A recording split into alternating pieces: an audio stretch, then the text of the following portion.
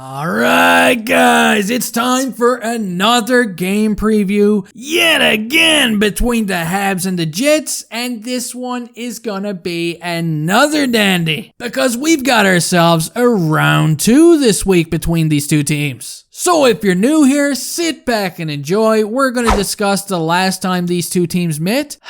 I remember it like it was only a couple of days ago. Their positions in the standings, we'll take a look at the projected lineups, and of course, have a quick look at the player statistics of both teams and see which players are most likely to kick some ass up in here. But before we begin, if you're a fan of these kind of videos, please consider subscribing to my channel as I upload hockey content daily and would enjoy seeing you Neanderthals tag along for the ride. And of course, if you want to join in on some fun, please try and predict the score in the comment section, and if you win, I will pin your comment to the top and give you a shout out during my next game preview video, and who knows, maybe I'll call you some names or something. Just kidding. No, the last time these two teams met was just a couple of days ago on Thursday, in which the Jets spanked the Habs by a score of 4-2. But you know, it wasn't all that bad. The Habs actually played pretty good. I think everybody can agree with that. But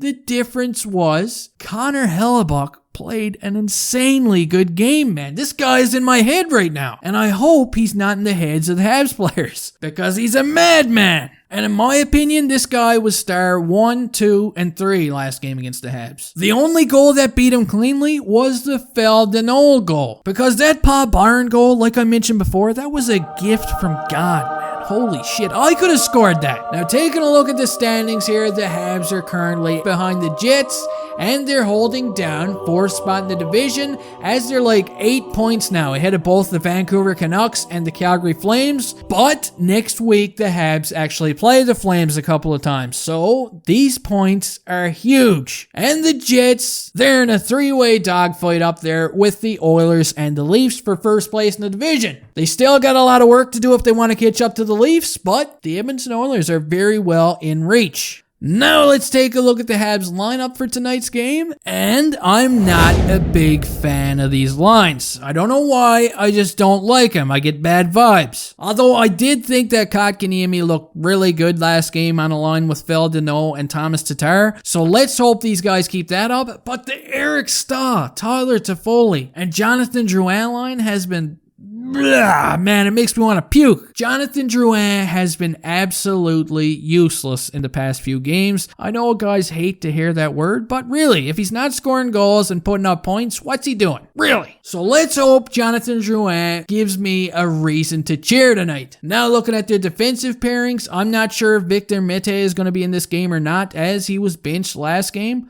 But I really don't know how many options Dominique Ducharme has right now. Maybe he sat down with Victor Mete and kind of slapped him around a bit. We'll have to wait and see. Other than that, I don't see any other changes with his defense pairings. But these guys have to be better. They deserve a fair share of blame right now for the shit that's been going down. Now let's take a look at the Winnipeg Jets lineup. And this is a deep lineup, man. Holy shit. Look at the centers on this team. They've got so many centers, they can put a guy like Paul Stastny to the wing. It doesn't matter. They can throw Dubois to the wing because they're deep. Keep an extra eye on Kyle Connor here. He didn't do a whole lot last game against the Habs, but this guy is scary as hell when he plays against the Habs. I don't trust him, and I wouldn't be shocked if he gets like 5 points tonight. God! Although maybe I'm reverse jinxing him. Yeah, I like it. Now looking at their defense pairings, and Josh Morrissey, he scored a big goal last game against the Habs that really kicked things off. And Neil Pionk, this guy also had a strong game. And speaking of strong,